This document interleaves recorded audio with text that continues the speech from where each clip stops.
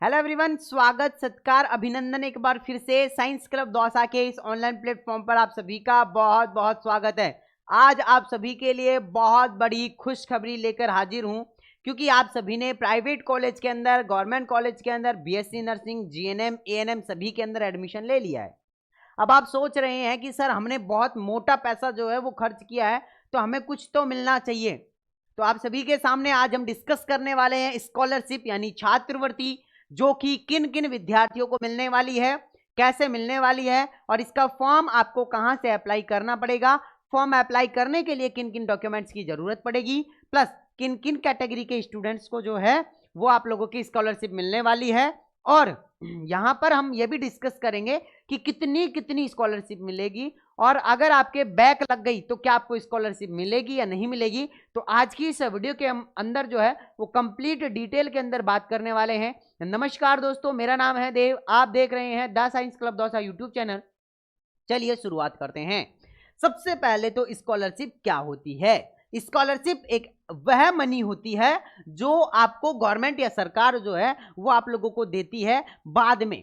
पहले आपको सरकार को देना पड़ेगा और सरकार जो है उसमें से कुछ अमाउंट रखकर बाकी का पूरा पैसा आप लोगों को जो है वो वापस कर देती है, आप लोगों की पढ़ाई के लिए, आप लोगों की घर गृहस्थी को चलाने के लिए। आप ऐसा समझ सकते हैं।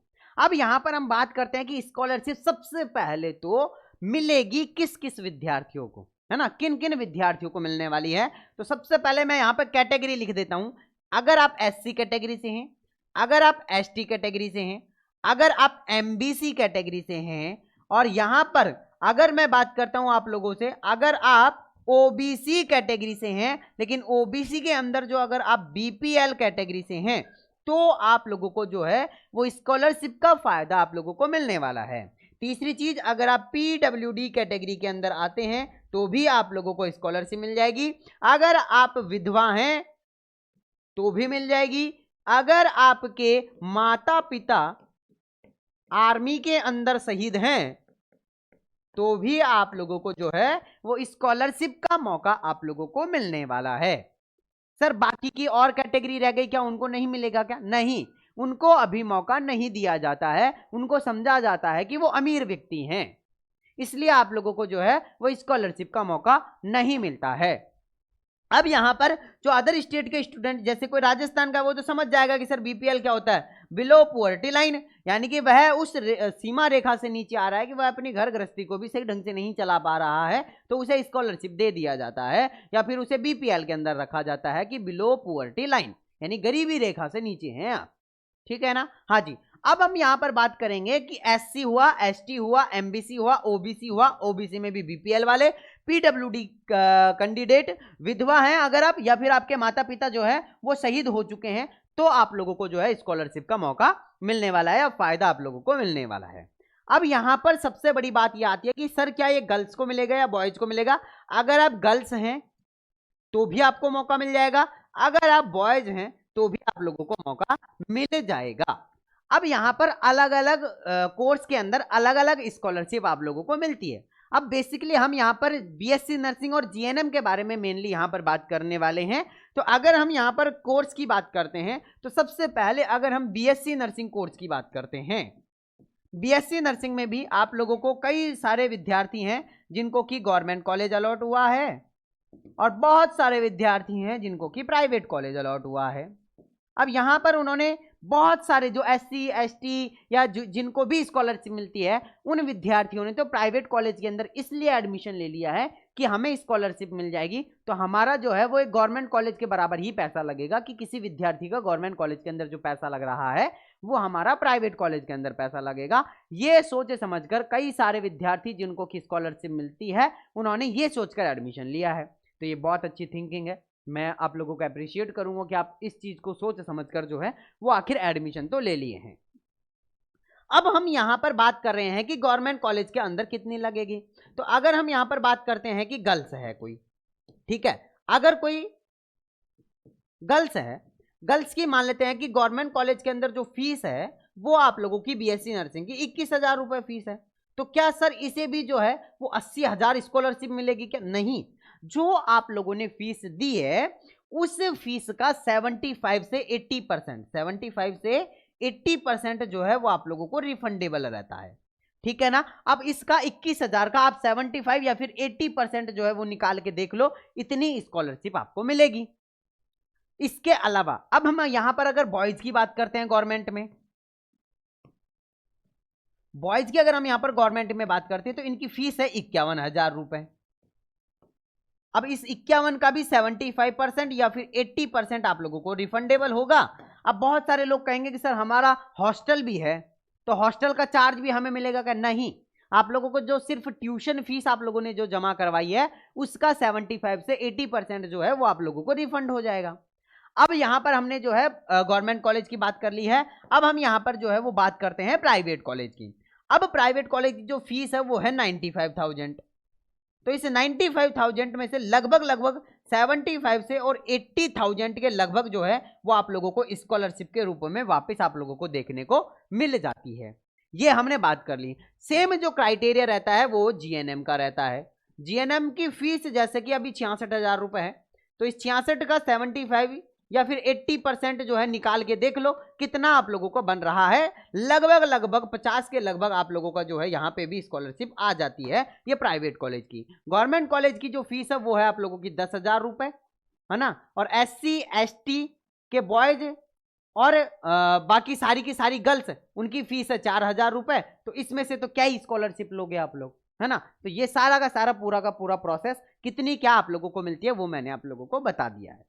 अब रही बात ये कि सर स्कॉलरशिप का फॉर्म कहां से भरा जाता है, तो देखो जिन विद्यार्थियों का गवर्नमेंट कॉलेज के अंदर एडमिशन हुआ है और प्राइवेट के अंदर एडमिशन हुआ है, अब मेरी बात ध्यान से सुनो कि जिस कॉलेज के अंदर आपका एडमिशन हुआ है,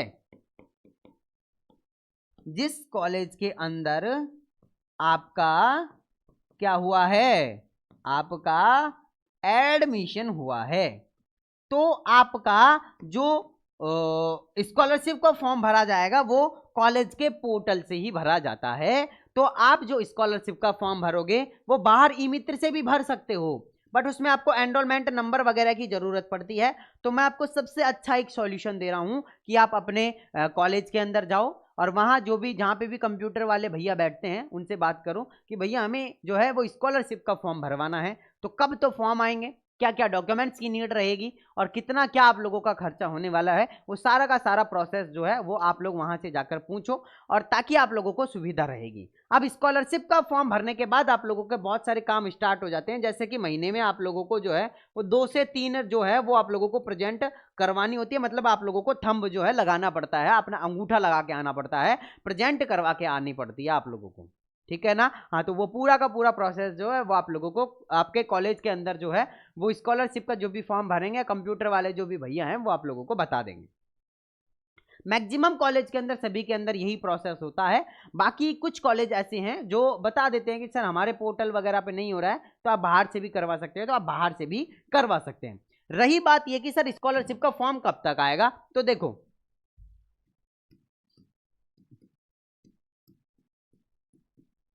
पिछले साल के जो विद्यार्थी हैं जिनका 2024 का एडमिशन है उनके तो फॉर्म जो है वो भर चुके हैं। अब 2025 वाले जो विद्यार्थी जो अभी आपने एडमिशन लिया है उनके फॉर्म अभी आएंगे। तो जैसे ही आएंगे वो कॉलेज के ग्रुप के अंदर आप लोगों को पता लग जाएगा, ग्रुप के अंदर इंफॉर्मेशन डल जाएगी कि स्कॉलरशिप के फॉर्म आ चुके हैं, आप स्कॉलरशिप का फॉर्म इस डेट से लेकर इस डेट तक आप लोग जो है वो भर सकते हो।